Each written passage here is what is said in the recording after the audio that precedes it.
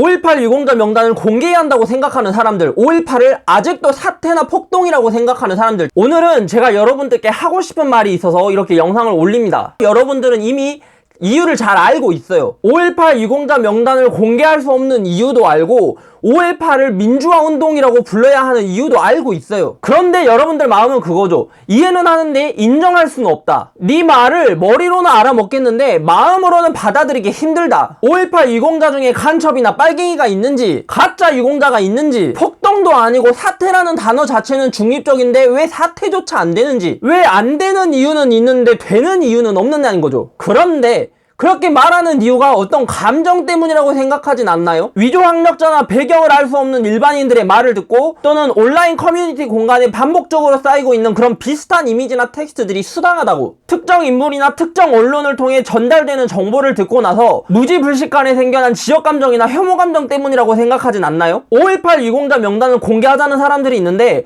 여러분들은 간첩이나 빨갱이나 가짜 유공자가 있는지 궁금한 게 아니에요. 내가 낸 세금이, 내가 뼈 빠지게 일해서 낸 돈이 특정 지역에 살고 있는 다른 사람들에게 가는 것이 싫어서겠죠. 나는 어렵게 공부하고 힘들게 취업하는데 특정 지역의 사람들은 가산점을 받는 게 싫어서겠죠. 하지만 그 사람들에게 혜택을 줘야겠다고 말한 건 그 사람들이 아니라 여러분을 포함한 국민들, 그리고 그 국민들의 손으로 뽑은 대한민국 정부예요. 1980년 5월에 광주 시민군들이 신군부에 대항해서 대한민국의 민주주의를 지키기 위해 싸웠고, 그 결과 여러분들이 이 대한민국에서 살 수 있는 거라고. 대한민국 정부가 역사적으로 규명하고 그 노력을 인정한 거예요. 그럼 법을 개정하든지 사회적 시선을 바꾸기 위해서 노력해야지. 표현의 자유랍시고 인권을 침해하고 명예를 훼손하는 말을 하면 어떡해요. 입법부에서 의결하고 행정부에서 시행하고 사법부에서 판단한 거예요. 그건 삼권 분립이나 법치국가의 민주주의 기강을 무시하는 발언 아닙니까? 그게 국가를 전도시키겠다는 말이나 계획이랑 뭐가 다릅니까? 또 5.18을 폭동이라고 부르는 사람들이 있는데 여러분들은 왜 광주 시민들이 총을 들어야 했는지 그 이유를 몰라요. 1995년 5.18 검찰 기록과 2007년 국방부 보고서에 따르면 광주에서 최초의 발포는 5월 19일 계엄군 측에서 일어났고, 시민군의 본격적인 무기 탈취도 5월 21일 도청 앞 계엄군 발포 이후입니다. 시민군들이 총을 들고 싶어서 들었을까요?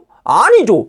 지키기 위해서 든 것이죠. 그리고 폭동도 아니고 사태라는 중립적인 단어조차 안 되냐고 말하는 사람들이 있는데 여러분들은 중립을 지키기 위해서 사용하는 것이 아니에요. 대한민국 정부는 5.18 보상법과 5.18 특별법을 만들었어요. 분명히 그 법에는 5.18 민주화 운동, 5.18 민주유공자라고 적혀 있어요. 그런데 굳이 사태라는 말을 고집하면서 5.18을 부르는 것은 그 사건의 의미를 낮추려는 것이겠죠. 어떻게든 사건을 폄하하고 주체를 모욕하려는 거겠죠. 누가 대구 2.28 운동이나 부마 항쟁 사태라고 부르는 사람들 봤어요? 산사태, 비상사태, 소요사태, 12.12 사태, 이게 5.18이랑 같아요? 아니 궁극적으로 안 되는 이유를 설명해줘도 되는 이유를 주장하는 건 그건 단순 투정이나 혐오 아닙니까? 5.18 유공자 명단을 공개한다고 생각하는 사람들, 5.18을 아직도 사태나 폭동이라고 생각하는 사람들, 대한민국은 여러분들의 자유보다 우리 모두의 자유를 존중합니다.